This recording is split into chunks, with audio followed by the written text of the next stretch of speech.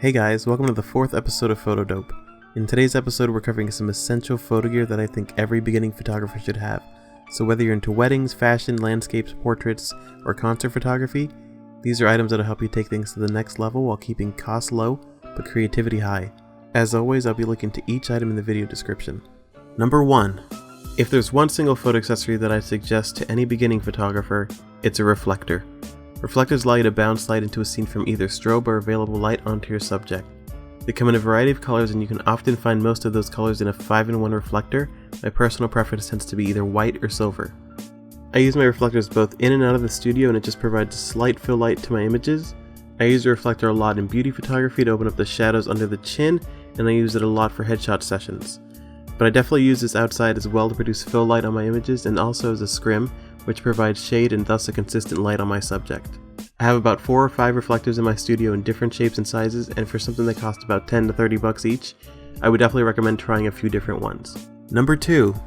People often ask me what lens I would recommend to someone just starting out in photography, and for the price and overall aesthetic I would recommend the 50mm 1.8 lens. You could pick one of these up for Nikon or Canon for anywhere from $200 to $100, and if you're okay with the manual lens you can even pick one up for 50 bucks. The reason I love this lens is because if you're coming from a kit lens of 18 to 55, it's a lot sharper as prime lenses tend to be. It offers a wide aperture which will give you that buttery bokeh that people seem to love, and it's also compact and lightweight. In my first year of photography, this was the only lens that I owned and it was great. Number 3. The next few items on this list have to do with keeping your gear clean and in tip-top shape, starting with this sensor cleaner. So no matter how meticulous you are about your gear, you'll eventually need to give the sensor a proper cleaning. You tend to see things like dust and oil build up on there, and because it's such a sensitive and vital part to your camera, you want to take great care in cleaning it. Now, I've worked in camera stores for about 5 or 6 years and I've been through a lot of different sensor cleaning products, but this is by far my favorite. It's a little expensive at $36, but when you consider the fact that a proper sensor cleaning at a shop could cost you $50, $60, sometimes even $100, you're much better off learning to do it yourself. This kit will last you a long time, but you might need some new cleaning fluid eventually. Number 4. There's not much you can say about an air blower. They do exactly what they're supposed to. This thing allows you to easily remove dust and debris from your camera and lenses so you don't have to go in there with a wet method right away. There are a ton of cheap blowers, but I can absolutely recommend the Geodos brand. They're built the best and give a strong blast of air. This will run you back about 10 bucks. Number 5. Lens wipes. They do exactly what they say and I have a couple of these in my camera bag at all times. They provide a streak-free cleaning and there's absolutely nothing better.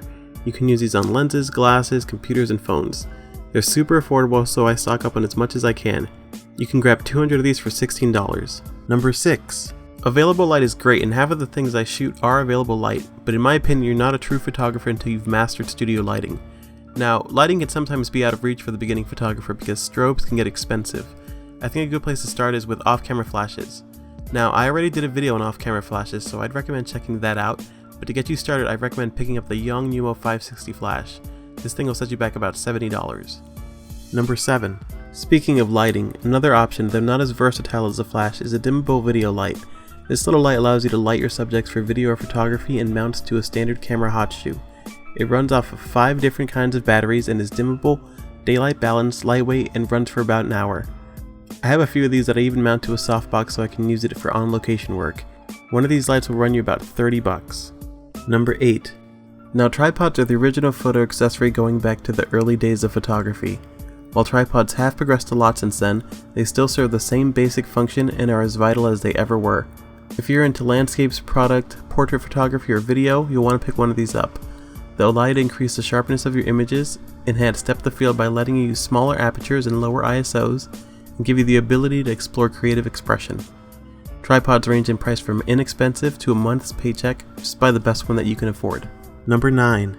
If you've ever taken a picture where the colors looked a little off, then you'll appreciate this next item.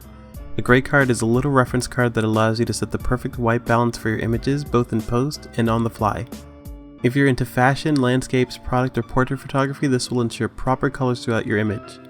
I honestly think that accurate color separates a professional from an amateur. A basic gray card will run you less than $10, but if you're really serious, I recommend checking out the Expo Disc or the X-Ray Color Checker, which I feel are industry standards for this sort of thing. Number 10. This next item doesn't really need an introduction. Whether you're new to photography or not, you've definitely heard about Photoshop. Photoshop is the industry standard in photo editing and allows you unlimited creative control for your images. With Adobe's new Creative Cloud, you can now take advantage of special pricing that gives you Photoshop and Lightroom for $10 a month, which is the best price I've seen, and it's absolutely worth it. If you're at all serious about photography, you'll need the right processing tools, and these are it. Number 11. No beginner's gear list would be complete without a camera case. Think about it, you've spent hundreds on your camera and lenses and gear, so why not protect it while traveling to your next shoot? Show your gear the respect it deserves. Luckily, with several different styles of camera bags, you can find the one that works for your personality as well as your budget. Well, that's it for this video. Don't forget to like and subscribe, and let me know if you think I'm missing anything from this list. Thanks for watching.